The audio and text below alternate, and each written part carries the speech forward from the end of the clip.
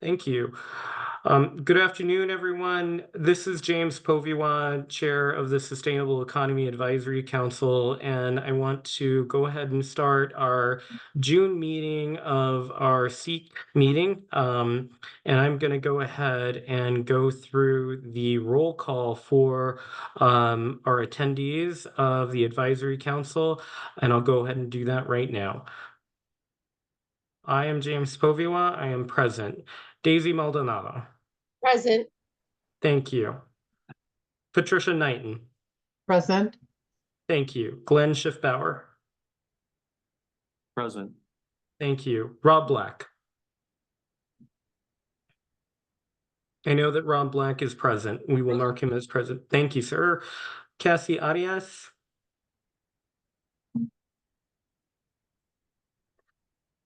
Jonathan Perry. Present. Thank you. Mayeni Barudin. I know that Mayeni is online and present. We will mark Mayeni as present. Thank you. Atza Chavez. Wendy Atsity. I'm here, Wendy. Thank you. Janine Yazzie.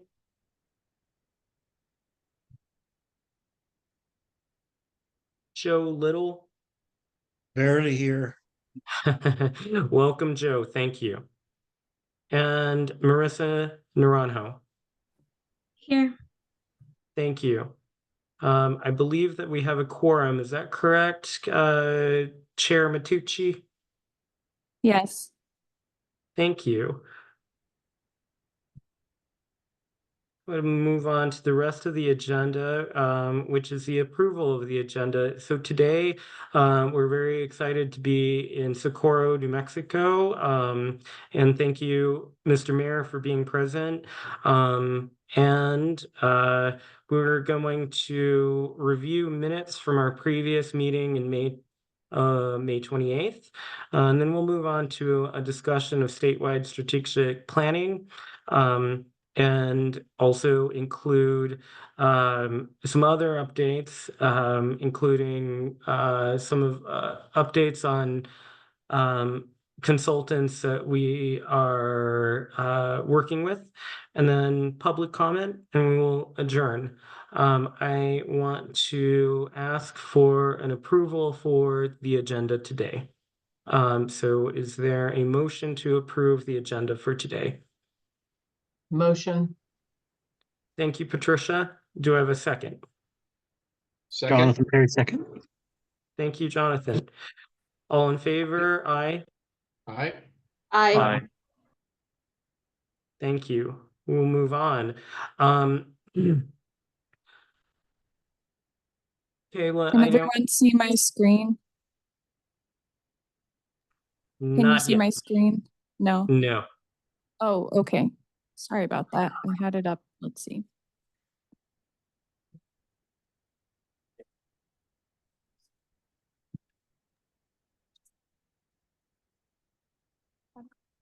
Is it the Thank you. agenda, Kayla? Yeah, I see the agenda. Yeah, I see the agenda. Do you see the minutes? Oh, I see the minutes from May 28th. Okay, so you can see my shared screen. Yes. Perfect. Here they are. I know that these were also emailed out to each one of the council members previously, but we can take a couple minutes just to review. Thank you, Kayla, for bringing that up on the screen. James, I'm still seeing your screen. I'm still seeing the agenda. Okay. No, I'm not. Never mind. That's minutes. Sorry. My bad. Great. All right. Well, I think we're there now.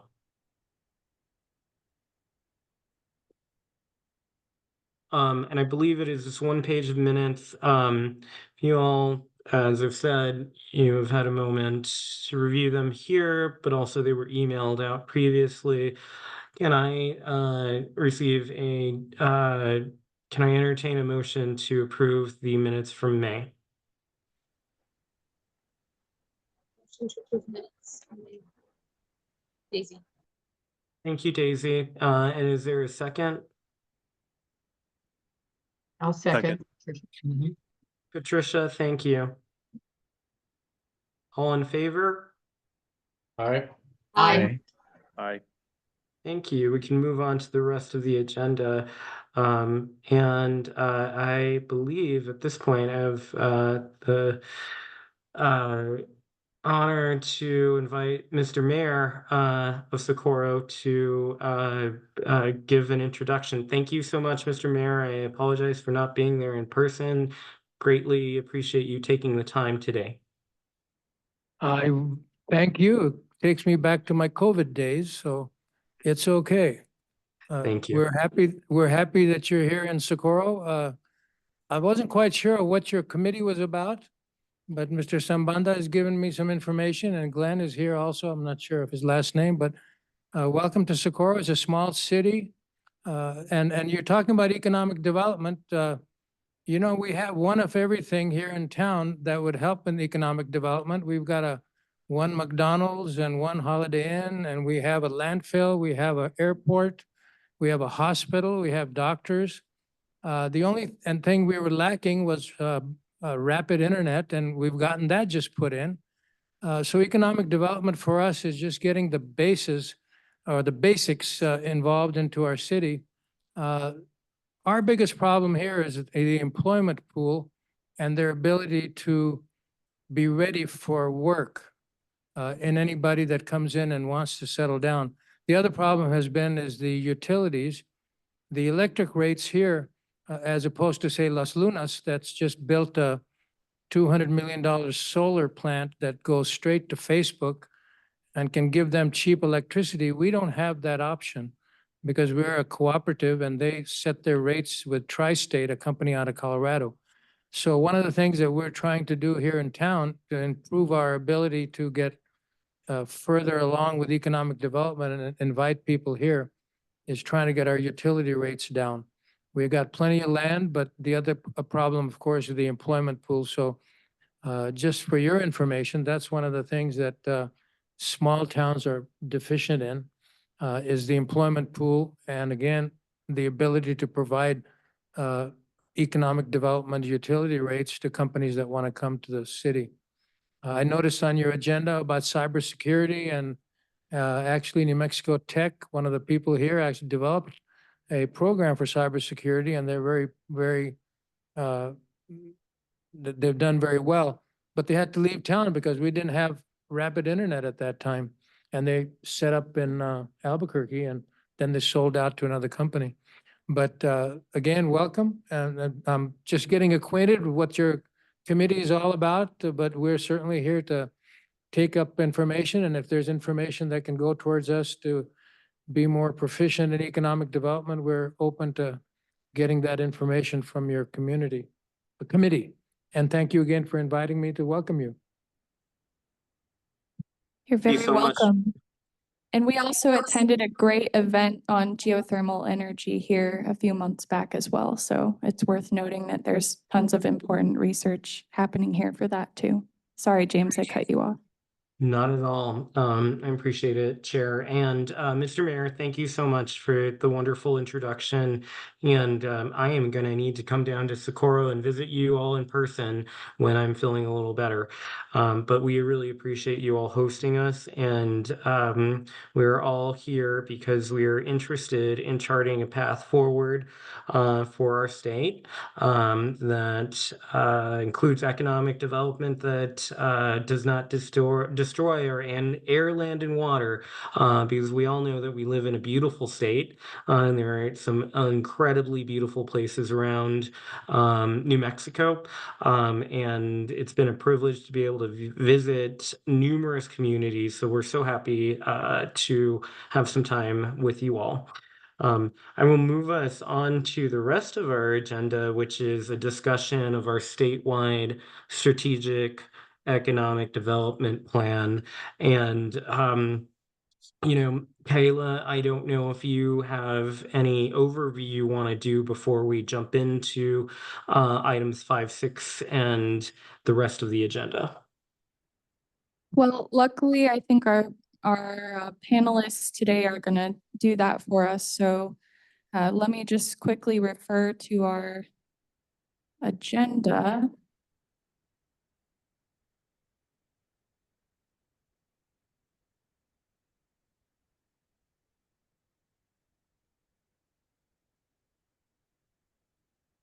Great. So yeah, I can do a bit of foregrounding just in terms of process, and then we will have our presenters talk about their subject matter.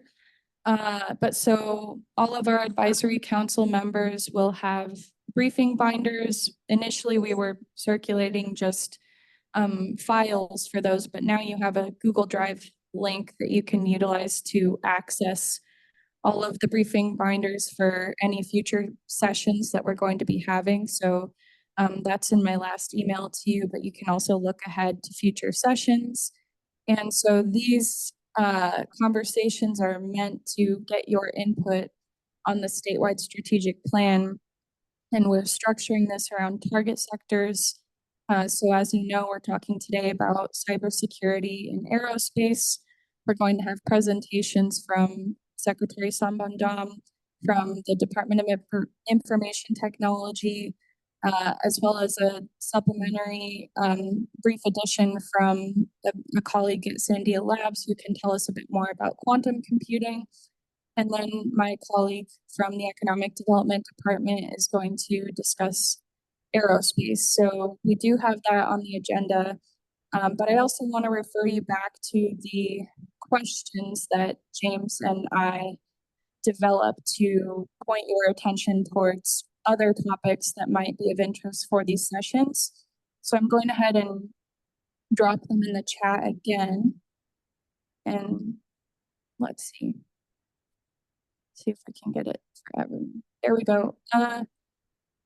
So these questions, I really want everyone to, for our advisory council members, please, if you haven't already, take a look over them and make these sessions what you want them to be. So whatever your inputs are, you can talk about the target sectors that we're focusing on, but we also really encourage you to direct our discussions towards anything that you consider to be relevant, and it doesn't have to be the focus of this meeting. So please consider those guiding questions to be a template for our conversations. Those can be very open-ended. We want to hear anything and everything that you are concerned about. So with Yeah. that, I think- appreciate yeah. that, Chair Lucero Matusi. I really appreciate that. And here I do really want to emphasize to our council members, it is an expectation as members of the council that we provide our input as much as possible, especially during these meetings. And Kayla has been in, and the staff of the Economic Development Department have been, I've been very thrilled with the amount of capacity that we are building because we didn't have that prior. And it is an expectation that we all weigh in on each one of these sector areas. That can be done in numerous formats, especially during these meetings, but also offline. Again, Kayla and I develop prompt questions. Kayla has been very gracious in being willing to accept input in any format, whether it is separate meetings that are one-on-one with her or myself or other members of EDD, or concept papers or simple emails on each one of these sector areas. We're not going to be able to develop an accurate and community-informed economic development plan unless we are all engaged. And I really appreciate each one of you taking this volunteer activity very seriously to do this work. And I know it is sometimes outside of the scope of our day-to-day work, but we're not getting enough input on the economic development plan. And please let me know if there are other ways that we can make it easier for us all to be engaged in updating the plan. We also know that we have decided to move away from consultants to update the plan. The last 2 years, we had 2 consultants. I think that the model that we're working with now, having Kayla and her team update the state's economic development plan, is really good because it means that we have dedicated staff that are focused full-time on doing this. So I'm very excited about it, and I just want to encourage you all to engage in providing your input so that we can create the best plan that we can moving forward. So I'll turn it back to you, Kayla. Yeah, and thank you so much for that, James. I'm just briefly, thank you to our presenters for your patience. We're just making sure that everyone has the information that they need, but I will just briefly share my screen again to point your attention back towards these discussion questions, and I hope that you can see them. Can anyone online confirm if these are visible? No, I think we're seeing just a screensaver at this point. Oh, I think And it's then a I little bit see of a, also, Patricia, you have your hand up. yeah, while we're waiting for that to buffer, Patricia, did you have a comment? It's just a question. So I'm looking at your paper in the chat. So if that's what you're putting on the screen, can Yes. can I get a feel back? And I apologize because we probably discussed this before, but today's sectors are aerospace and cybersecurity. And I know in the actual state plan document, the priorities are listed in 6.1, 6.2. Are they intended to mean in order of importance? Is that priority numerical sequence intended to be a higher versus lower priority list, or just a matter of stating that all of those are priorities? I don't think it's in order of importance, but and on the subject of priorities, you can see that whether you see them on my screen or not, or maybe you can just see them in the chat, but the way we've structured our guiding questions is that you can take a sector approach, but you can also just bring up other relevant topics that you consider to be valuable, either to the place that you're from, to the place that you work and live, or any other dimension of what you're thinking about. So yeah, unfortunately, I don't know how well the screen share is working, but I'll just note that please feel free to slice this any way that feels appropriate to you. And Rob, I see your hand. Yeah, I just wanted to comment on the question. From the initial report, it was not done via a priority as far as the numbering system. That was more for organizational purposes. It was not a priority. Got it. Thank you. I figured. I just wanted to clarify that. And then your document, Kayla, specifically asking about our thoughts about the target sector, and I'm presuming you do mean what we're hearing about today, aerospace and cybersecurity. Yes, for whatever we're focusing on in each session, but again, that can be any of the sectors that appear in the plan. That can be a sector that you think should be included and isn't. It's really expansive to whatever you would like to comment. So please be in touch however you would like to with your Thank thoughts. you. Thank you. I'll just add finally then, we're moving from a model of having had 2 different consultants create updates to the economic development plan. I'm very excited that after the next few months, as Kayla updates the plan, that there'll be something that is a lot more engageable. We've looked at other economic development plans in other states, and we have, I think, 9 sectors that we're looking at in New Mexico. After this process, we may decide our recommendation might be that we focus on fewer areas or different areas. And again, I think that it is a big pro that we have dedicated staff now who are really engaged in ensuring that we have like a economic development plan that is a living, breathing document that didn't just have a few consultants who, you know, were not full-time working on it. So I think it's in a few months, our conversation is going to be a little different. And I'm excited about that because I think we're reaching an area, a place where we may be more focused and more effective. Yep. And last but not least, we do have a forum for public input. You're not limited to that. If you're a member of the public listening, you can also email me directly. But so just want to throw it out there while we're talking about engagement that we would love to hear from you. Once I have these slides up, I'll drop that link in the chat as well. James, this is Rob. I'll wait till after we get through the presentations to ask the questions. That's all right. Okay, that sounds good, Rob. That sounds good. Great. Can you guys see this presentation online? Yes.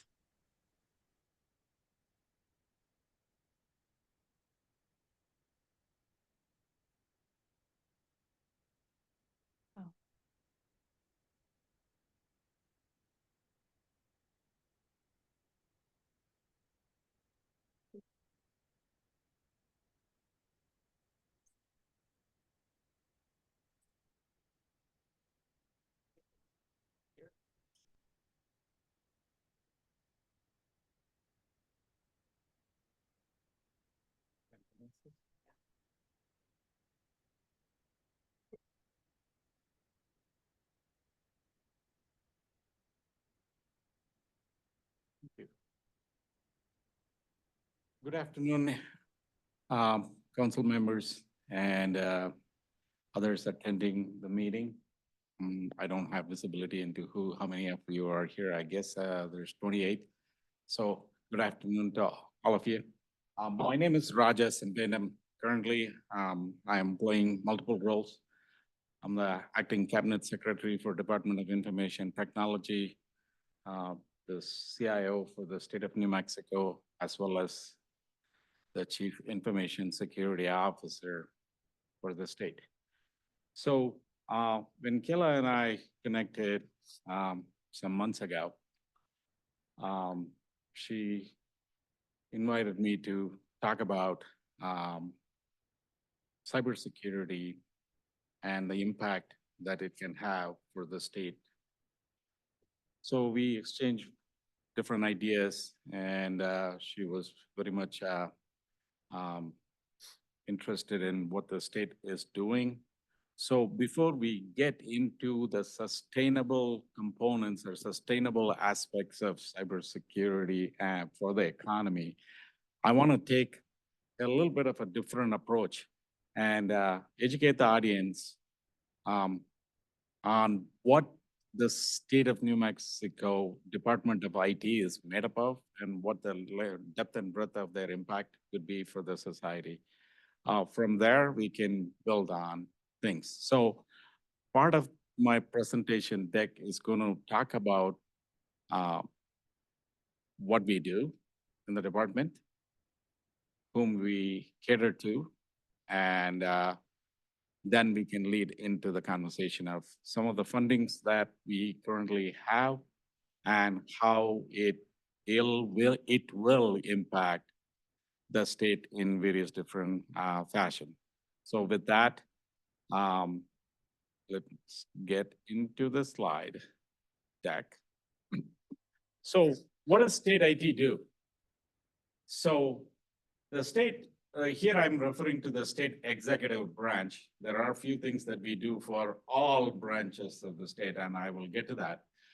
So right now, what you see on the deck is, on this slide at least, is the state executive branch is made up of 75 agencies, boards, and commissions, right? It could be anywhere from Department of Health to Board of Nursing.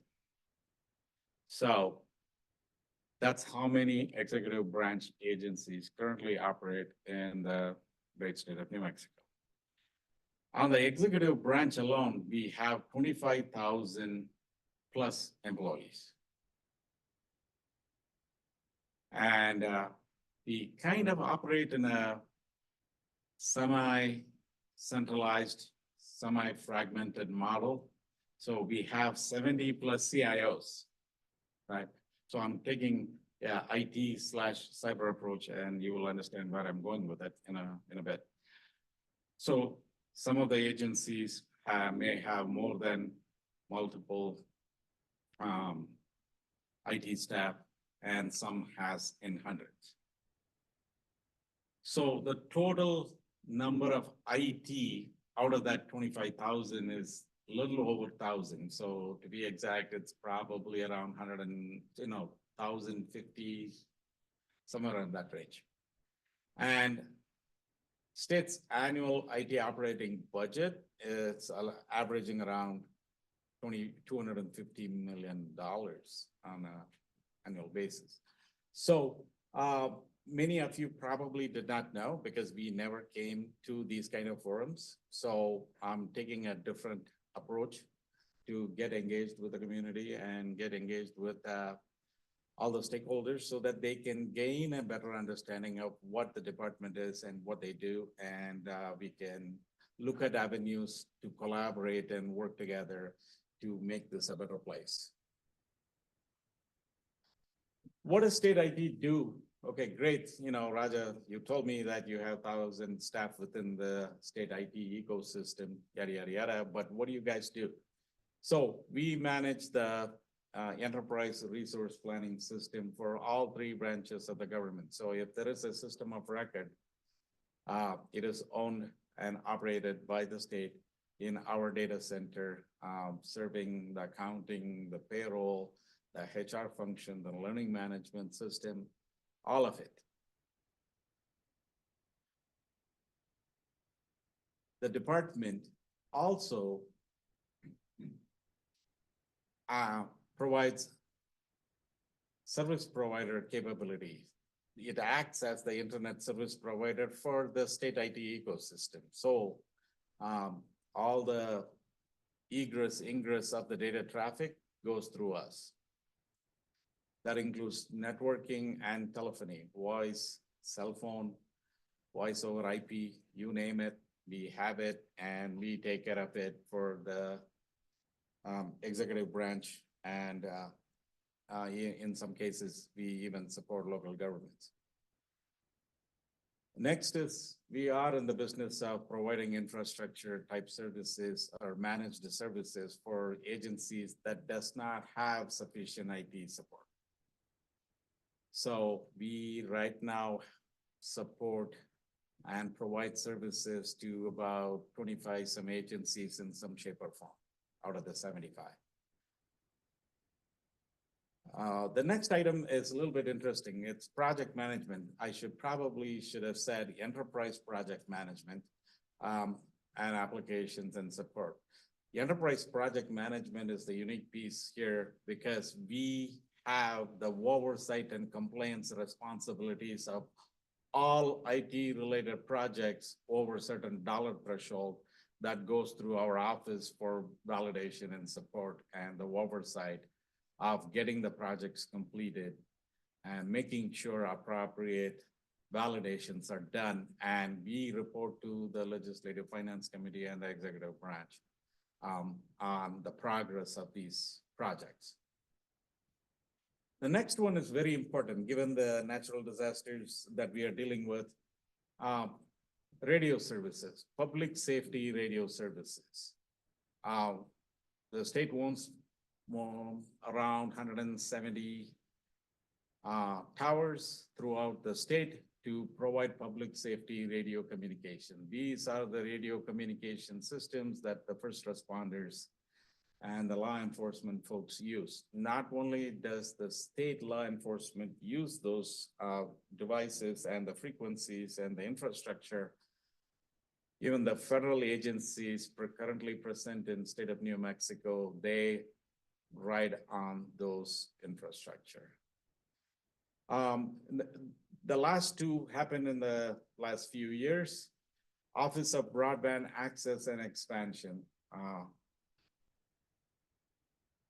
Some call them OBE, but Office of Broadband Access and Expansion is a new office that was created, and they are administratively attached to Department of Information Technology. Very similarly, Office of Cybersecurity was created in legislative session 2023, and they are also administratively attached to Department of Information Technology. So what are some of the changes that has happened in that landscape? Okay. Great. Raja, you told me about what you have in terms of IT ecosystem, what you support, what you manage, where are you going with it? So these are significant changes that happened in the last few years within Department of Information Technology. They were very much fragmented, isolated, siloed, whatever choice of word that you want to use. We are bringing them together to gain economies of scale. We are receptive to technology changes. Gone are our mainframe.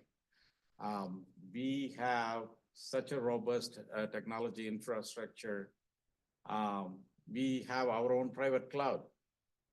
I don't know, just to give you an example, we have at least 240 plus processors,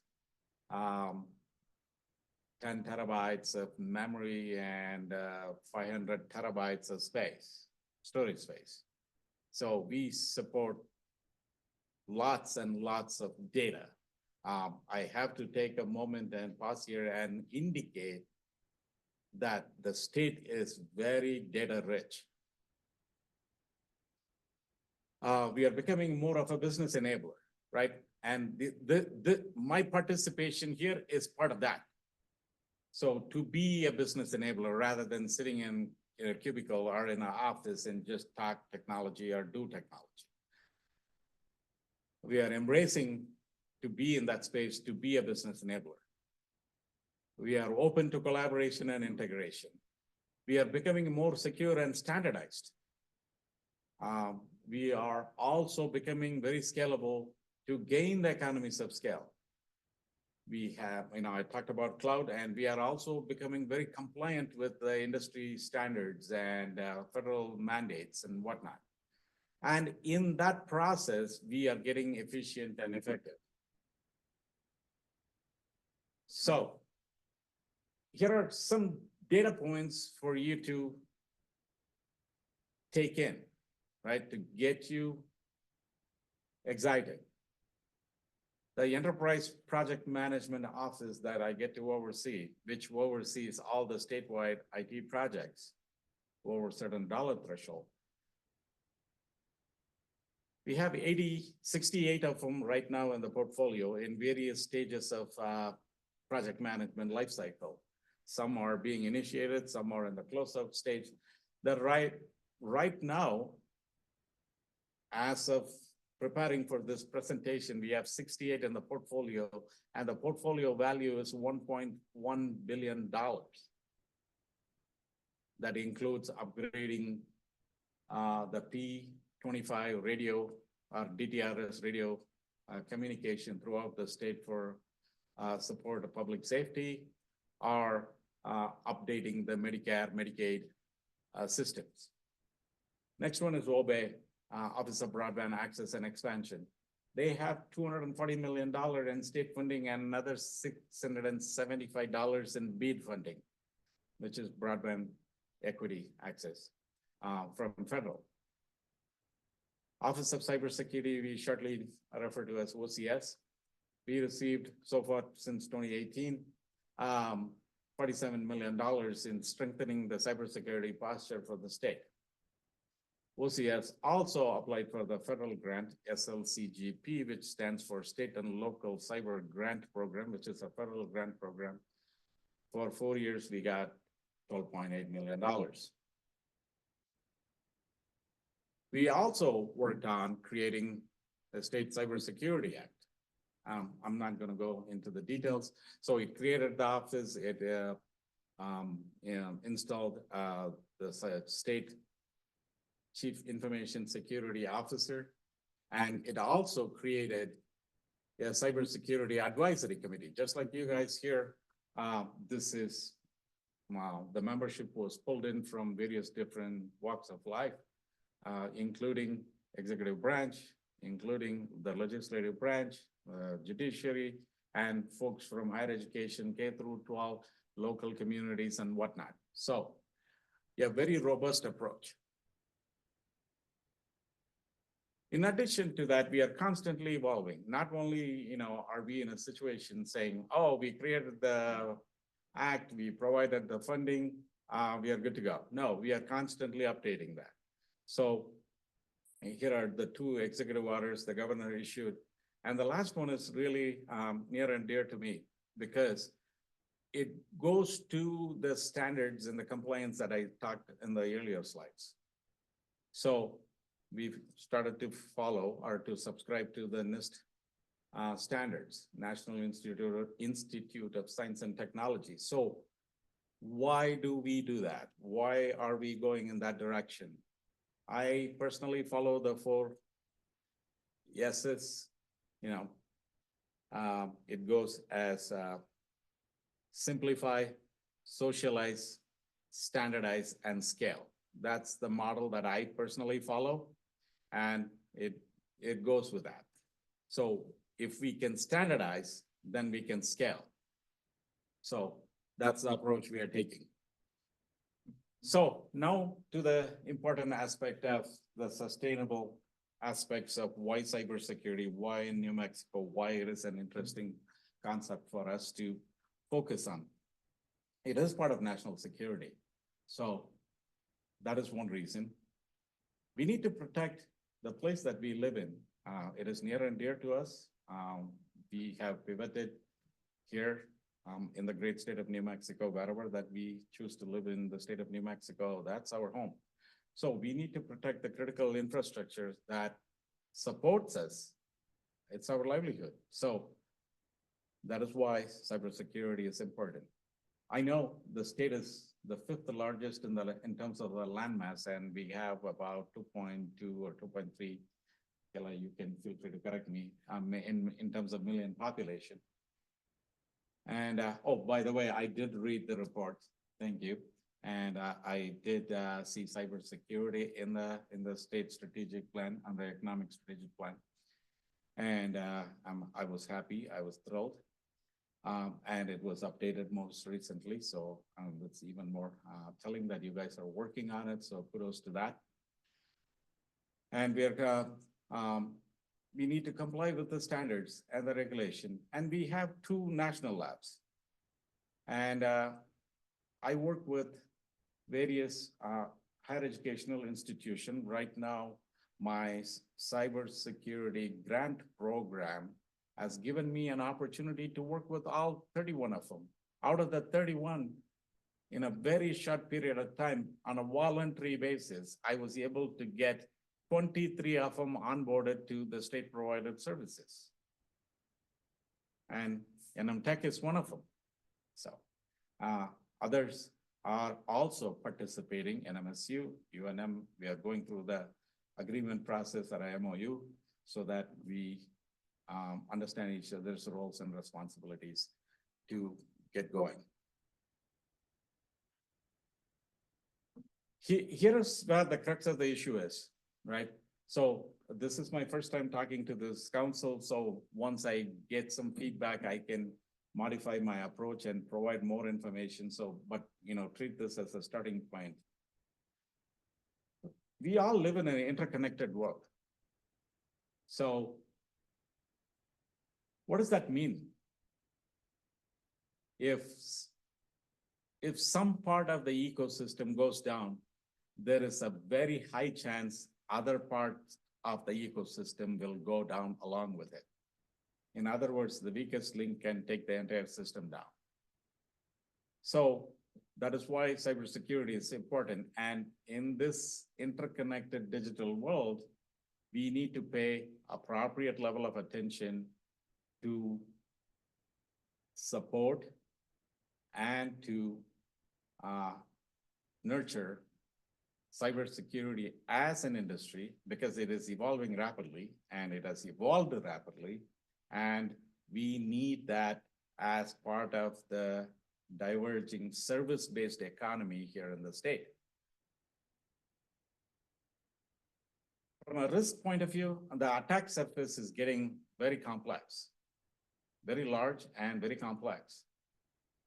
I read an article from USAID. The global cost of cybercrime is estimated to be 6 trillion. You know what that means? There is only 2 countries in the entire globe that has more than that type of economy, US and China. Every other developed countries, including developed countries and emerging economies, they are nowhere near 8 trillion. And it is projected to hit 27 trillion by 2027. So we have more homework to do on that, just to mitigate that risk. And that is money in the bank that for us to work on. The other 2 parts are very crucial. So I'm sorry, Mr. Acting Secretary, could you say that again? I didn't quite hear you. I thought it was an important point. And could you repeat that? So the study that I was referring to is on the federal USAID.gov, I believe. The global cost of cybercrime is projected to hit 27 trillion by 2027. So if we can evolve a cybersecurity ecosystem here in the state, that is money saved. That's money in the bank that we can use it for other purposes rather than paying ransom or rather than doing any other type of mitigation. Certainly. Thank you very much.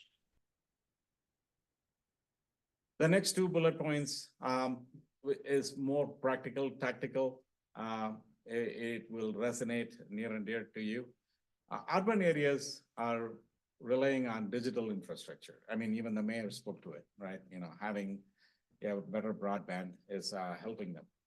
So they are the hub, the crucial hubs of business and economic activities. So we definitely need to invest on digital infrastructure to make those small businesses connect with one another and make the community economy better, which will have its own impact on other types of economic activities in terms of growth and whatnot. The second one, the last one, I can vouch for it. A robust cyber workforce enables economic growth. Absolutely. I cannot find cybersecurity resources. So working with this universities, we are developing a plan. And I will touch on this in another slide, but very similar to what you guys are doing here, we worked on a statewide cybersecurity plan. And it is a living, breathing document. It was put together and it was consulted by, just like what you folks are doing. We consulted with the feds, we consulted with the business leaders, we consulted with other states, and we put a plan together. And the plan identified 4 critical areas for us to focus our efforts on as part of the state and local cybersecurity grant program. And out of the 4, in no sequence, 1 is to improve resiliency, 2, that is cyber resiliency, and 2 is to build a pipeline or the workforce program, and 3 was to address improving our vulnerability posture, and the 4th one was to develop the necessary governance surrounding these initiatives. So the robust workforce, they don't come cheap. But then when you have a good workforce developed, if I remember correctly, Bureau of Labor Statistics indicate that we are off by 33% or 32%. When it comes to cybersecurity workforce, we are off by 32%. That means we have so much need and we don't have the necessary workforce. So when that workforce comes into play, the economic growth, the disposable income that they bring in will enable a more resilient ecosystem. So my portfolio just expanded, as I said, including my office of cyber, 76 state agencies, 33 counties, 23 tribal entities, 106 local municipalities. These are the towns and cities like Socorro, 31 higher educational institutions, and 109 K through 12 school districts. And we are also currently working with the feds to put a working draft plan to onboard public water utilities to provide the necessary protection for the critical infrastructure. Questions?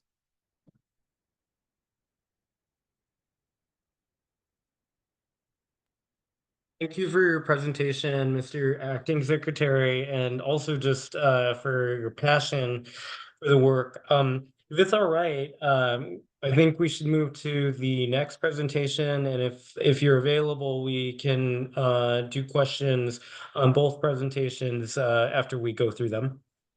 Sure, that works for me. Thank you. Thank you.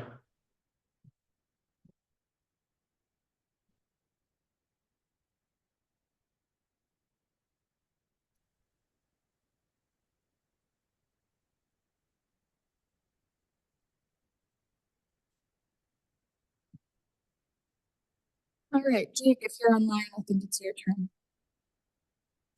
Awesome. Thank you so much for the invitation. I assume you can hear me in the room. Yes. Awesome. Well, thank you so much. My name is Jake Douglas. I'm at Sandia National Laboratories, where I do business development for our quantum information science program. Super excited to join you today. I graduated from New Mexico Tech in 2012, so I'm glad I can at least join virtually here. So I wanted to tell you a little bit today about quantum. And we're going to keep it nice and quick today, but I wanted to introduce the topic at a very high level because not a lot of people are familiar with what it is.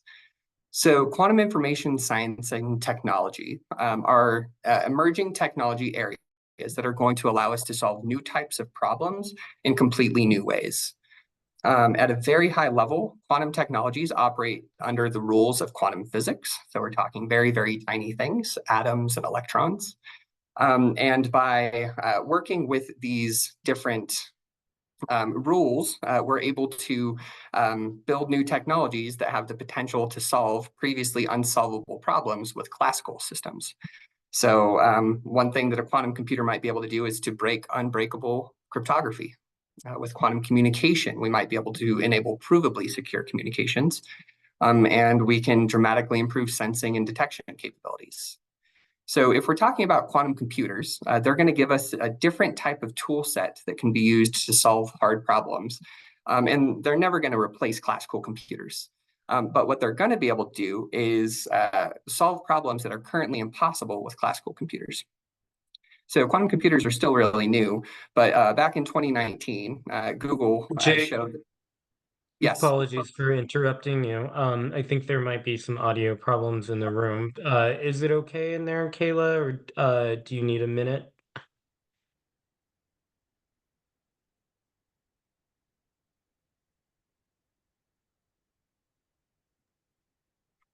Okay, I think we can go ahead. Sorry, Kayla. Yeah, why don't you go ahead and we'll figure it out on our end. Okay. Thank you. Thanks, Jake. Yeah, sure, no problem. So in speaking about quantum computers, Google was able to perform a calculation in 2019 in 200 seconds using one of their quantum computers that would take a classical computer 10,000 years.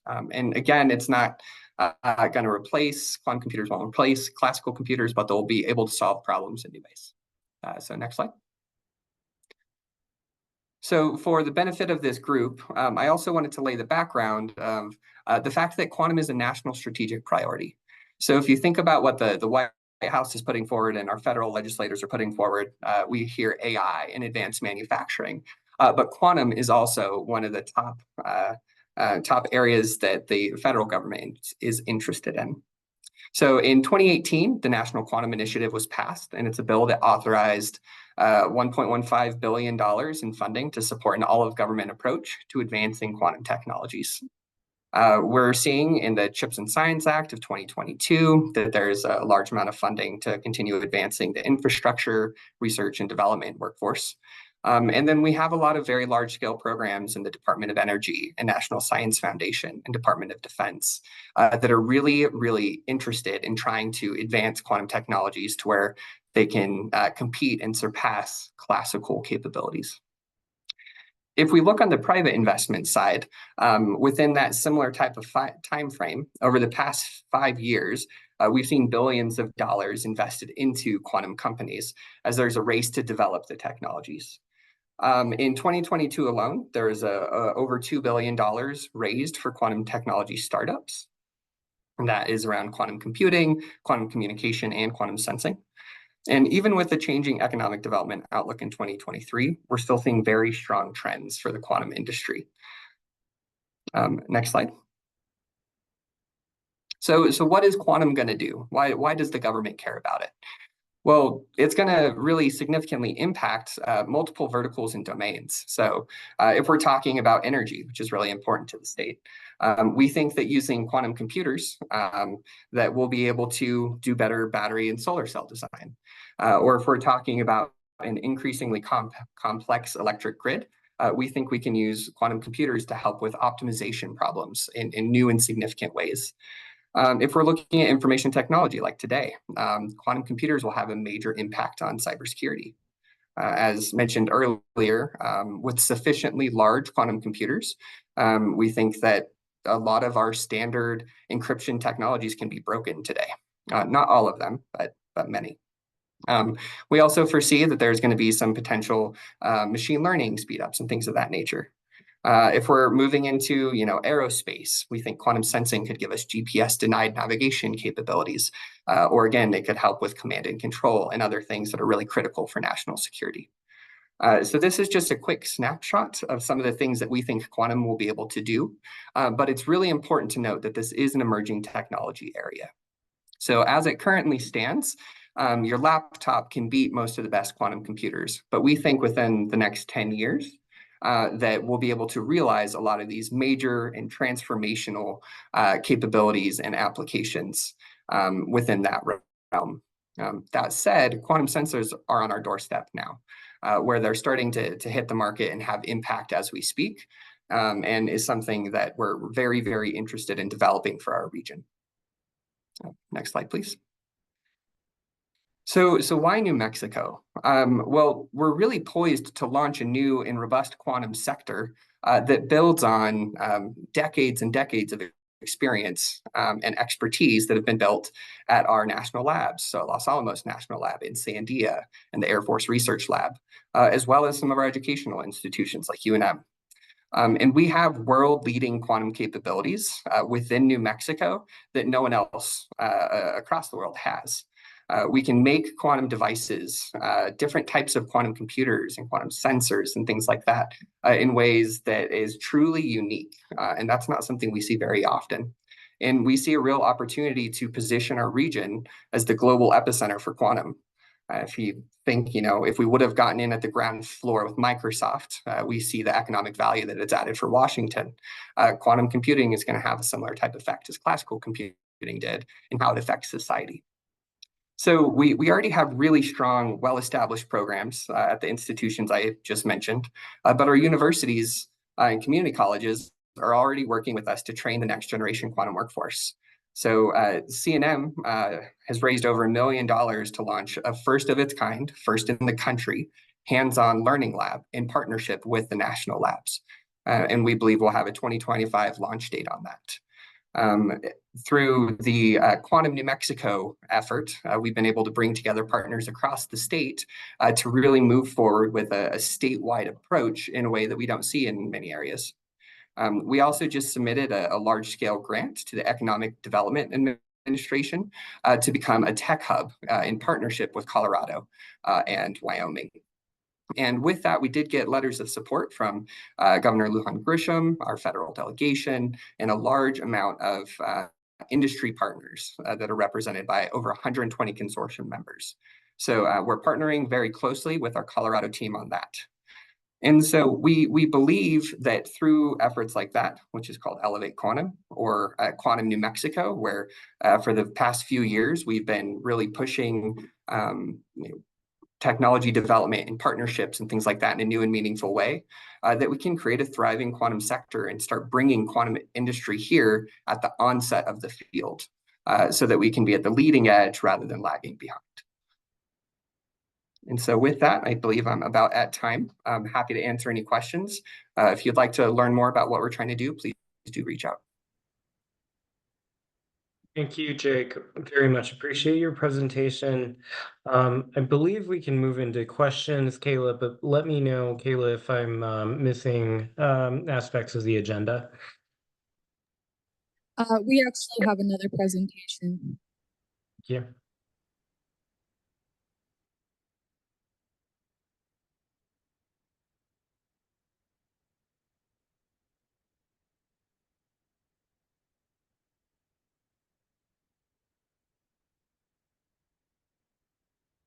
Should I go ahead and go, Kayla? Yes. All right. Hi, folks. My name is Nora Sackett, and I am the director of the Office of Strategy, Science, and Technology at the New Mexico Economic Development Department. And I'm going to talk a little bit about our aerospace industry today.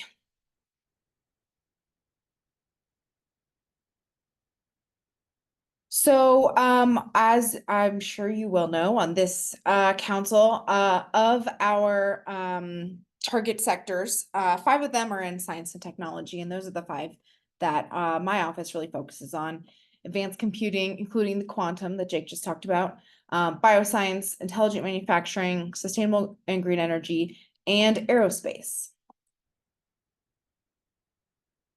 Next slide, Kayla. Thank you.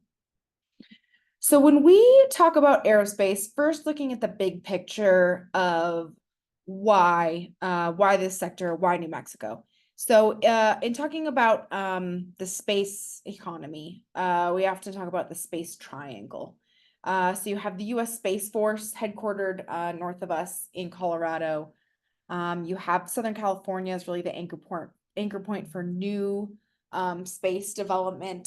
A lot of rocket technology and other space technologies being developed and tested in LA. And then you have New Mexico, which has perhaps more features in the aerospace industry than folks that often comes to mind for folks. Next slide, please. And what are those features? So we have really a plethora of unique aspects that are critical to the aerospace industry here in New Mexico. So first, we have the Air Force Research Lab present here at Kirtland Air Force Base in Albuquerque, which is home to several aspects of the Space Force, including the Space Systems Command and the Space Rapid Capabilities Office. We, of course, have Spaceport America, the first purpose-built commercial spaceport, not far from where you are now in Socorro, down the road. We have Sandia National Labs, Los Alamos National Lab, UNM, New Mexico State, Navajo Tech, New Mexico Tech, all have aspects directly related to education and training in aerospace. And we have the White Sands Missile Range and the Very Large Array. All of these things have a variety of unique aspects to the aerospace industry. I think especially things that slip under the radar for folks. Los Alamos National Labs has a very strong component of space programs and capabilities. They do a lot of research having to do with space technologies that folks, I fly under the radar is like the natural thing to say there, but that just seems too punny to say in this context. So does Sandia National Lab, especially looking at directed energy and communications. Of course, Spaceport America, as I said, the world's first commercial purpose-built spaceport. Folks, you know, often the first thing that comes to mind for Spaceport America is Virgin Galactic. But as I hope folks on here are aware, there are actually several other tenants at Spaceport testing their technology, launching technologies. It is a busy site for testing and evaluation, and a lot of work going on there in the new space technology industry. We have several incubator accelerator programs in the space sector, New Space Nexus, Q Station, and several, you know, leading space tech companies. We recently we're very glad to work with Solero Technologies, which is now also referred to as Rocket Lab, here in Albuquerque, for a CHIPS award. They'll be receiving about $24 million in CHIPS funding from the federal government. What does that have to do with space? If it's CHIPS funding, you might be asking. Well, Solero makes about 50% of all the solar cells that power satellites. When you have satellites out in space, which power this very Zoom that we are on right now, in a way, and many of the other things that we do, those satellites need to be powered to operate, and they're powered by little solar cells on their wings. And the many of those are made right here in Albuquerque, right here in New Mexico. Next slide, Kayla. And so building off of that, you know, the new space, what we call new space. So historically, space has been a largely federal defense associated industry, which it still is in a way, including its activity here in New Mexico. But when we look to the future, there's the growth of commercial space. And when we put those two together, what that future looks like is often referred to as new space. So the new space industry is projected to have really astronomic growth in the next few years, growing to you know, hundreds of percents additional to over $3 trillion by about 2040. Currently, the aerospace industry employs about 30,000 workers here in New Mexico, according to a recent LFC analysis. That employment in aerospace grew about 19% in the last 4 years. And the average wage in that sector is about 68% higher than the New Mexico average wage across all sectors. Another interesting aspect of aerospace employment is its presence throughout the state, not only focused in Bernalillo County. Over half of employment in the sector in New Mexico is outside of Bernalillo County. There is a strong presence in Albuquerque as well, obviously, but a lot of activity outside of the metro area as well. And because of all the unique features that I mentioned earlier, New Mexico's aerospace industry is far more specialized here than what is sort of available nationally, and that is a unique benefit that we have going for us in this sector. I'll also mention in terms of movement forward that we recently had a coalition, the Space Valley Coalition, that was a finalist for a National Science Foundation award for about $160 million. We didn't end up making the final cut, but we were one of 16 national finalists out of almost 200 applicants to further develop the aerospace industry in New Mexico. So the potential for us is clearly seen by folks at a national level. They recognize the unique attributes that we have going for us, and the potential for the industry to continue to grow here in New Mexico and to generate more jobs and more tax base for the state. I think I have one more slide, Caitlin. And per the previously completed strategic plan, these were 3 of the key aspects identified as needs for the industry moving forward. So one that is not unfamiliar to any sector, surely, is workforce. Needs more, specialized trained staff for the sector. Alongside that is institutional alignment. There was found to be, there could be more alignment with our higher ed institutions in aligning their aerospace related degree programs with the needs of the sector and sector companies. And lastly, specific incentives to the industry. We have several that apply broadly to manufacturing, of course, but additional specific incentives for the aerospace industry would benefit. And that's all I believe I have.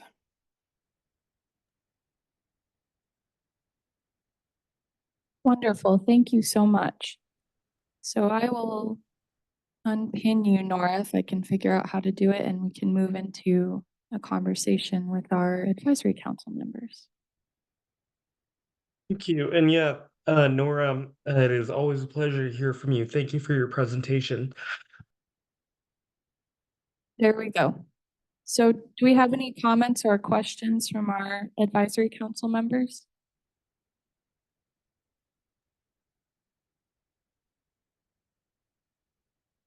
I'll go ahead and jump in. I see Patricia's hand up, Okay. and then we have Patricia, Glenn, and then can we go to you, Rob, after that? Absolutely.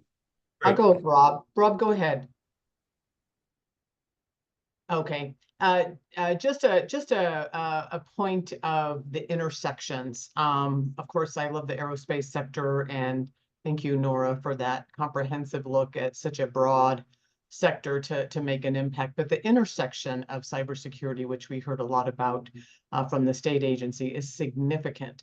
And I think sometimes if we talk about cross sections, two major thrusts in the forward moving economy is you can't have one without the other. You absolutely, nothing going on at AFRL, US Space Force, Space Systems Command is not going to happen without a tremendous amount of cybersecurity. Therefore, that need for our constituents, our citizens, and those who want to become employed to engage in cybersecurity is huge. So I just offer that comment because it's a glaring space of significance. There literally cannot be an aerospace sector in the state that can move out of research into manufacturing and implementing some of the new innovations without a very strong cybersecurity core. So I appreciate that both of those presentations happened today.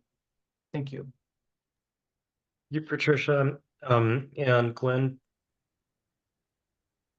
Oh, yeah, thanks. And I'm glad that you went first, Patricia, because that answered maybe one of my questions. I've seen the Space Force presentation, and I think maybe that's something that would be helpful to this council in terms of the dollar value of payload and how that's come down and become more accessible to many different businesses and industries.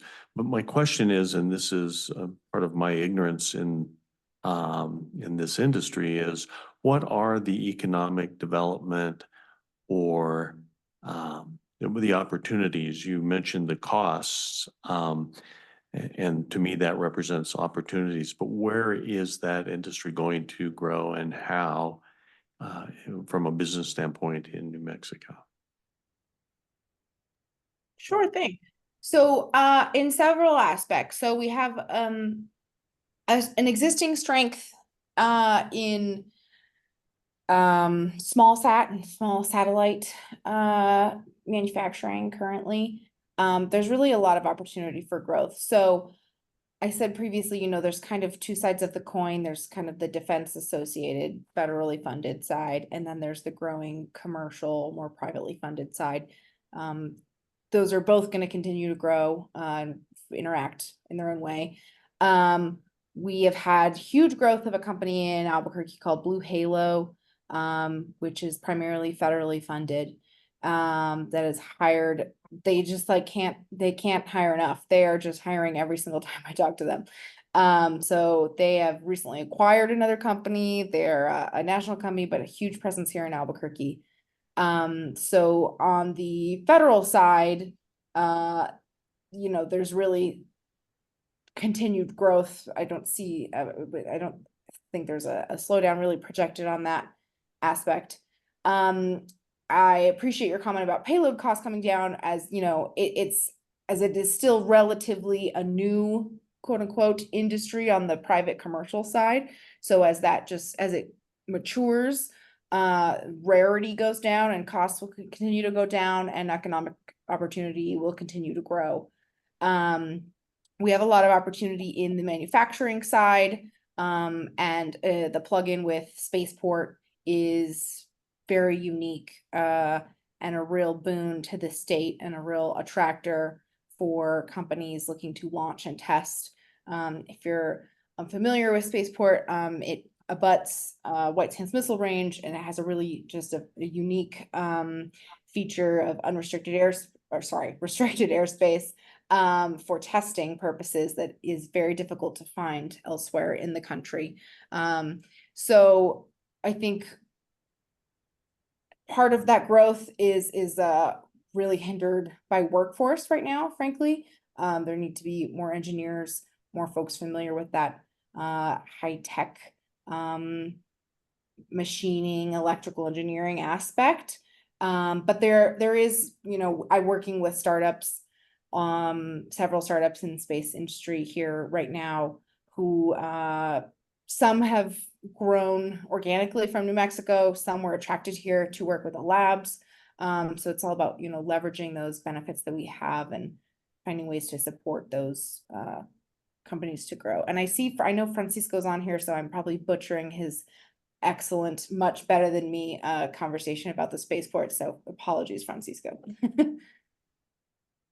Well, and also just to go to the next level of my question is also towards the cybersecurity industry. I know that we have great needs there, especially with the development of AI, but again, for Raja, what are those opportunities and what industries can we grow? Sure. Two things come to mind right away because we will need to take a strategic approach towards cybersecurity. When I say strategic approach, then we need to look at short-term positives and then long-term positives.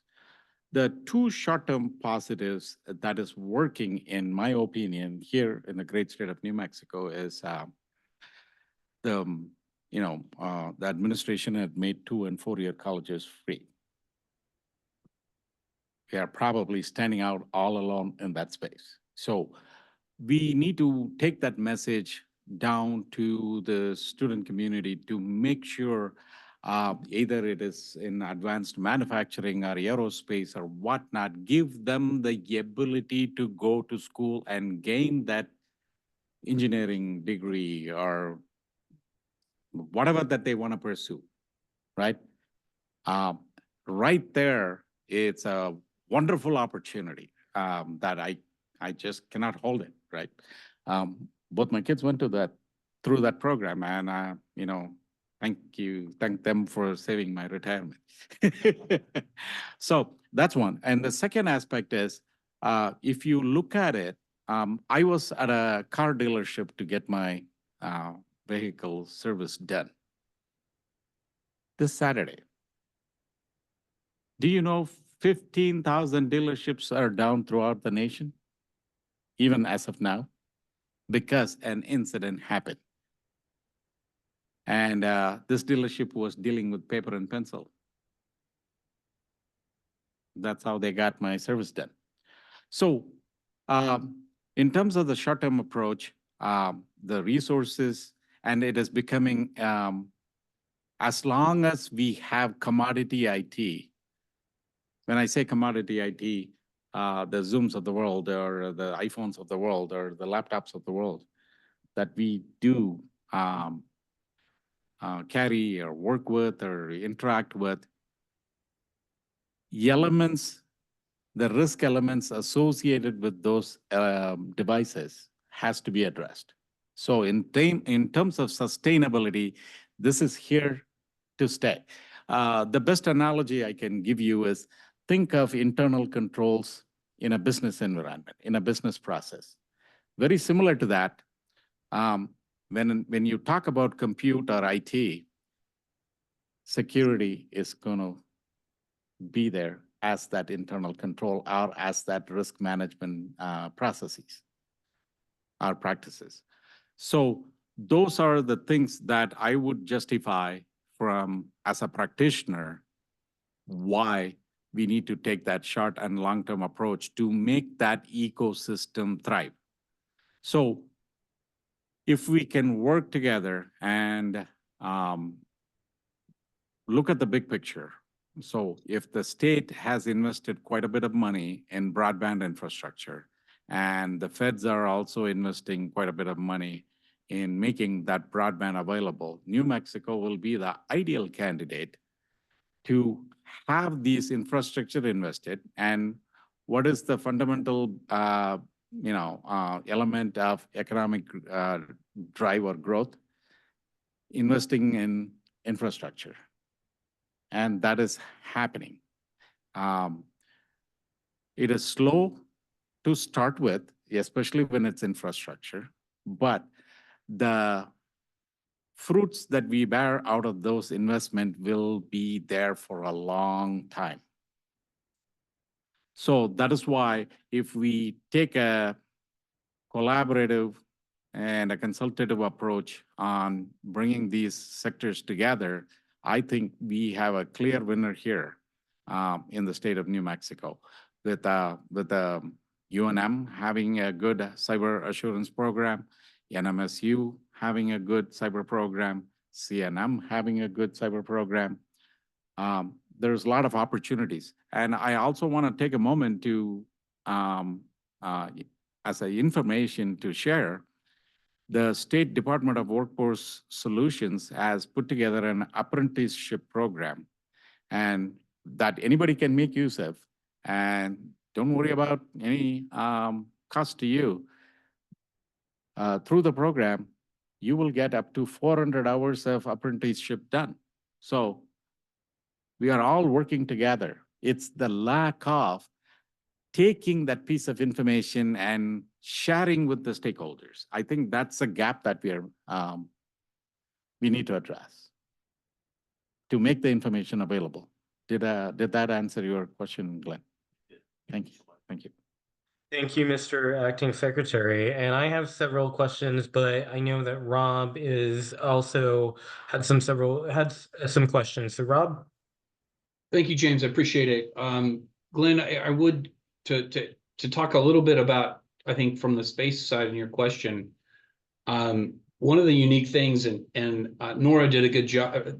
Thanks everyone for their presentations. Nora did a great job kind of articulating some of the assets that we've got in the space sector. She hit on the importance of white sands as a differentiator for us. That is a key place for folks who are doing directed energy development. They can test their technologies there. Very few places in the country have that sort of ability. Those of you who are sitting in Socorro, New Mexico Tech is one of the only universities in the entire country that has a bombing range. So that, again, another asset for New Mexico Tech. New Mexico Tech also, them in Stanford, are the two universities where when you graduate from the cybersecurity program, you can have a national security clearance when you graduate. Us and Stanford, New Mexico Tech and Stanford. So we have some unique assets in both on the cybersecurity side as well as on the space side. Boeing's fastest growing department in their entire Boeing corporation is their directed energy program, which is headquartered here in New Mexico. And that is lasers that shoot stuff down. So I think there's some, what I would like us to be thinking about is where do we have competitive advantages as it relates to economic development. And I appreciate, again, the presentation from Sandia on quantum. That was actually one of the first times I really understood anything about quantum. So thank you for that explanation. But I think we really do have a unique competitive advantage in that space because of what UNM's done, what our labs are doing. I was with the governor in the Netherlands 3 weeks ago, where we toured Urenco, which is the uranium enrichment plant that owns, or the mothership that owns the uranium enrichment facility in Eunice, New Mexico. Again, the only uranium enrichment facility in the entire United States is in southern New Mexico. They're building the next generation quantum chips for Intel at Urenco.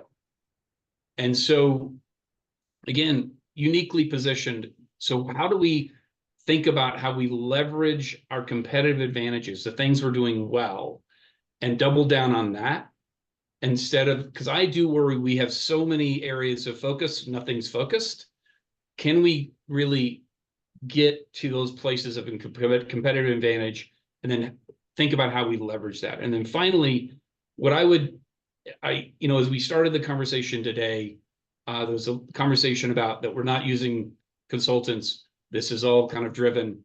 I am very concerned that we are focused on building or rewriting our strategy or updating a strategy for the state's economic future.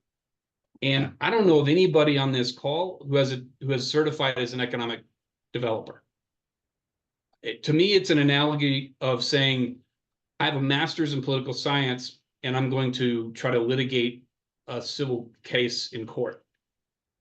The master's in political science is really smart, but it's a different technology. It's a different thing to do economic development. I'm not qualified to be an economic developer.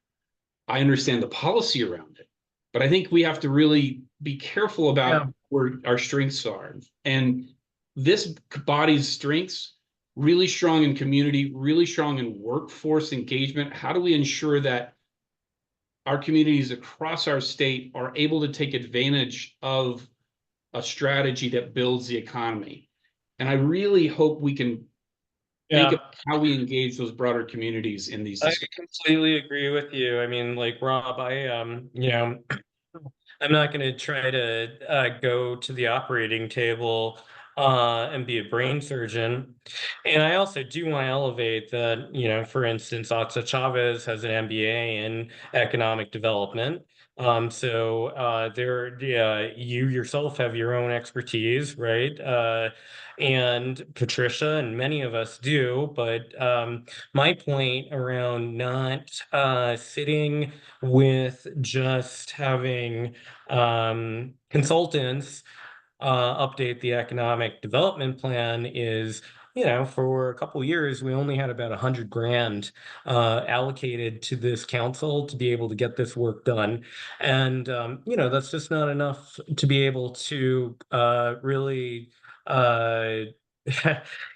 accomplish the work that the legislature asked us to do. So I think that, yes, we will use consultants if that makes sense.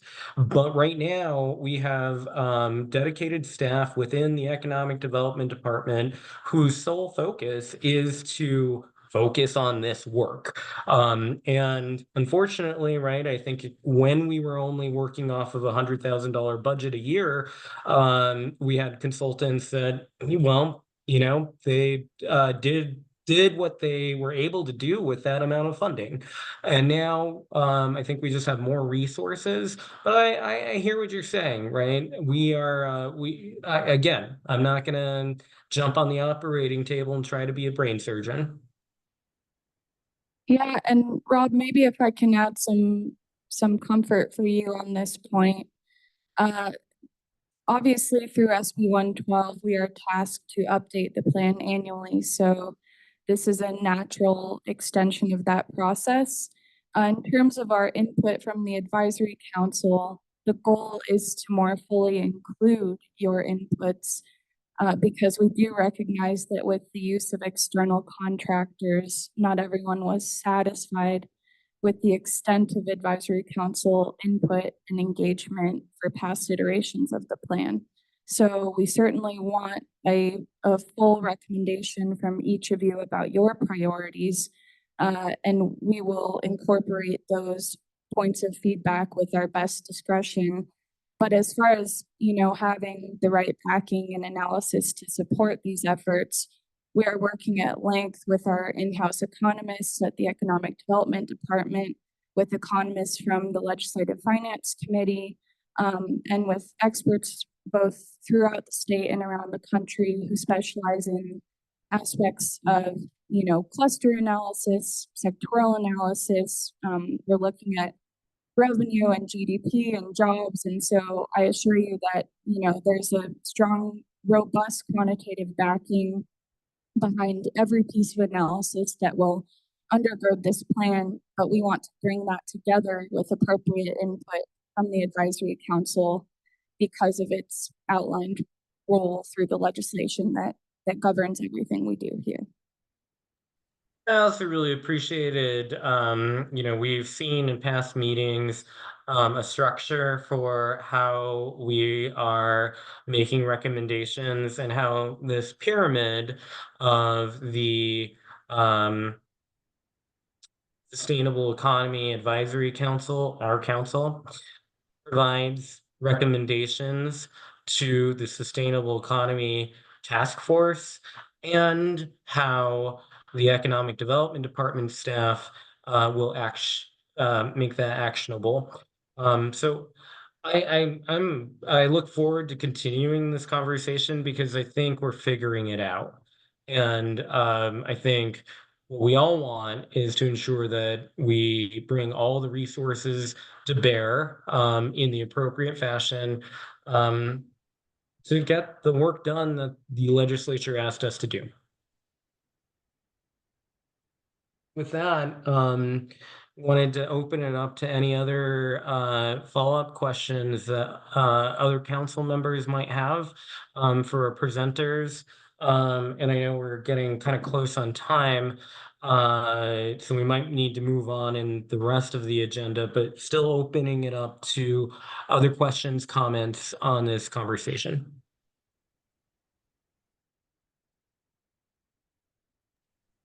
Trisha?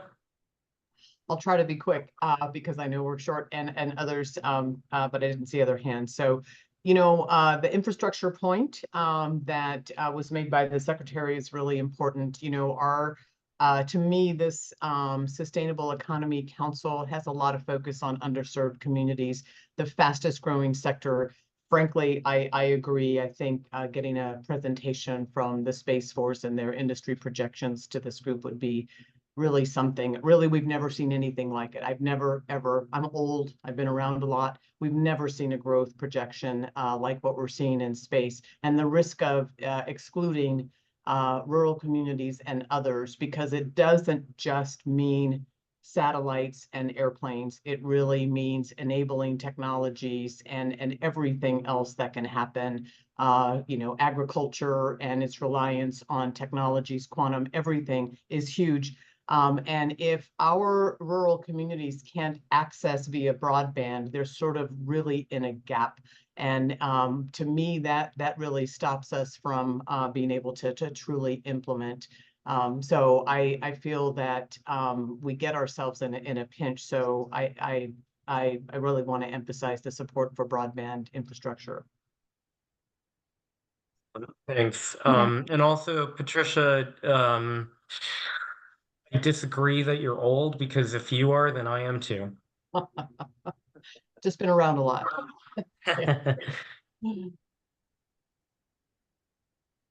Any other council members have questions or comments right now? Hey, James, it's Daisy.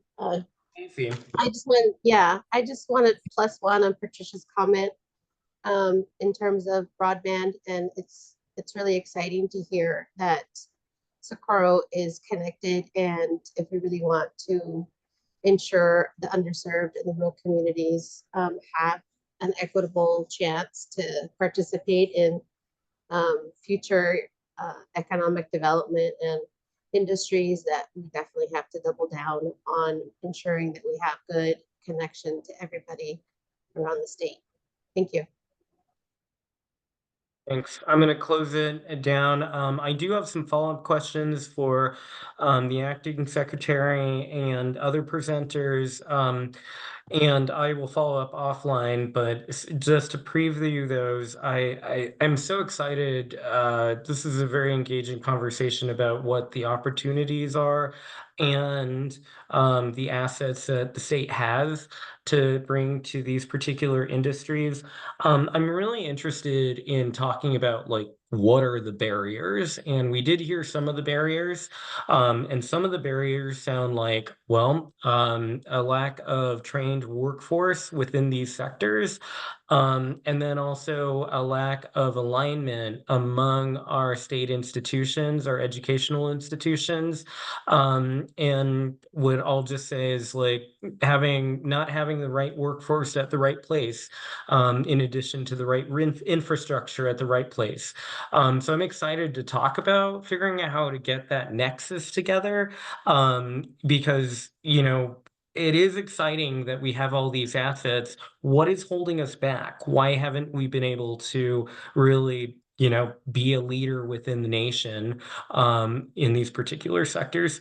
So thank you all again. Thank you to the presenters, and let's go ahead and move forward on our agenda. I think, are getting to updates from advisory council working groups. And I'll turn that back to you, Kayla, really quickly. Just to put on folks' radars, we are definitely taking more than an hour and a half in these conversations. And I am going to consider moving this to a 2-hour standing meeting monthly. But we'll talk about that at a different time. Great. And I briefly saw a hand up from Atsa. Did you want to add anything? No, I just know that for the tribal engagement, the chair had a procedure this morning, so I was going to give an update for that. Great. Yeah, that's perfect.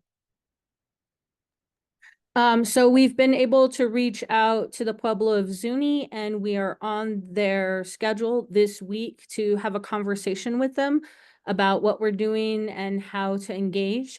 We've also reached out to a number of other tribal communities and are waiting to hear back, but we have been making progress in reaching out to communities to make sure that they are aware of SEAC and what we're doing and how we want to move forward, and to ask for input from them. Thank you. Yeah, and there's oh, sorry, James. No, go ahead, Kayla. Yeah, and so good news is that I've been able to get some funds from a colleague in my department to support community engagement. So I'm excited about that, and we'll be corresponding with our tribal engagement and community engagement working groups about how to push that forward. But we have a lot of tentative sessions planned around the state, and we're going to be on the road a significant amount. So that's exciting as well. And Nora, who's on this call, has been in touch with me about planning some focus groups for certain target sectors. So with industry partners, so I think that'll be great. But yeah, that's probably the only update from me. And thank you so much to our working group members who have been supporting that and moving it forward with us. Excellent, thank you. I don't think there are any other working group updates. Is that correct? Not at this time. Thank you, Kayla. So the next item on the agenda is updates from the advisory council working groups, but the next one, sorry, is just transition advisory updates from you, Kayla. Yep, so since I mentioned the public input form, I don't think there should be anything additional from me. Anyone who's listening in, please send me your feedback on the state plan, but I think we've emphasized that a lot of times on this call. So you already know it, and then I think, James, we can move on to our next. Excellent, thank you. So for the last year or so, we have had the support of the Center for Civic Policy who's held a contract with the Economic Development Department. I'll turn it mostly over to you, Kayla, but I in particular want to highlight the work of Michael Leon Guerrero, who is a staff person at the Center for Civic Policy. I also just want to say how much I respect his work, and also the work of Center for Civic Policy. I do not mind saying that Center for Civic Policy was my alma mater when I came back to New Mexico. And we're so proud to have them as a continued partner within the advocacy world. And I just want to really highlight Michael's work over the last year. And this is, I think, very much about building resources within the Economic Development Department to do a lot of the work that we need to get accomplished done in-house. But nothing but kudos to all of the amazing work that has gone on over the last year. Kayla, I'll turn it over to you. Yeah, so I'll echo that, and thanks so much to Michael and Nena and Samantha and the whole team over at CCP for supporting various aspects of our work as we were standing up, as James said, this in-house capacity and staffing. So we really, really appreciate you all, and yeah, look forward to your participation and engagement in the future. And in terms of updates on our side, as you know, we had a policy fellow who's originally from Albuquerque. His name is Thomas, but he joined us in, I believe, March from Cornell Law School. So we're excited to have him with us here for placement that is a year long. And then actually on July 1st, we're going to have a fellow from the Harvard Tauman Center for State and Local Governance onboarding as well. And he has some great quantitative chops, among other things. His name is Juan Carlos. So he'll be supporting some of the quantitative analysis underneath the plan. So yeah, we're happy to have all the team here, and also want to recognize Crystal Speedy, who's here with us from the Economic Development Department and has been wonderful in supporting some of the logistical and planning aspects of this work, because it is a lot to juggle. Thank you, Kayla. And Michael, in no ways putting you on the spot, but also offering you a moment if you have anything, if you want to say anything in particular. No, thank you, James. Yeah, no, just it's been an honor working with you all for the last, really, it's been 9 months. And yeah, it's great to see all the developments, how the process now is getting more capacity, and we're not going far. We'll still be engaged in the process in different capacities and supporting the new iterations of the strategic plan. So still look forward to working with you all in the future on that. But thank you so much for all your leadership, and look forward to seeing how everything comes together over the next couple of years on the plan. Thank you. Excellent. Thank you, Michael, and thank you, Center for Civic Policy. So I think we can move on to the final portion of our agenda, and that is any public comment. So are there members of the public that may be online or in the room who have any statements, questions, comments?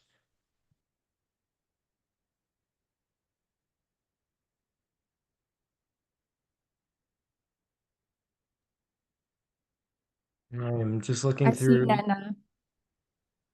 Excellent. Nena? Hi, good afternoon, everyone. This is Nena Benavides. I was part of the Center for Civic Policy Climate Team.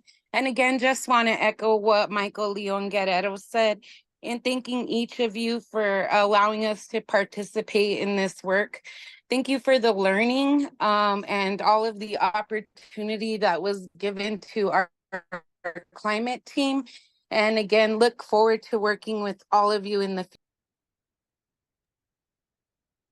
Yes, Thank you thank so you much. so much, Nena, specifically for your contributions to community engagement with, I know we had the session on the climate pollution reduction grant, and I know how vital you were to that. So we really appreciate you being here. Thank you so much, Kayla.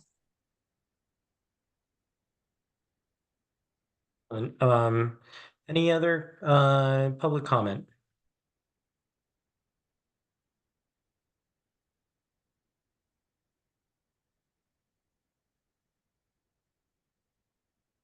Well, hearing none, I will entertain a motion to adjourn. And with, thank you, Jonathan, and thank you, Rob, for a second. And I want to also just thank all of our wonderful electeds who hosted us in Socorro. I will be down there soon because I would very much like to be there in person. All those in favor of adjourning, please say aye. Aye. Aye. Hi. Aye. Excellent. Thank you all. We will see you in July. We are adjourned.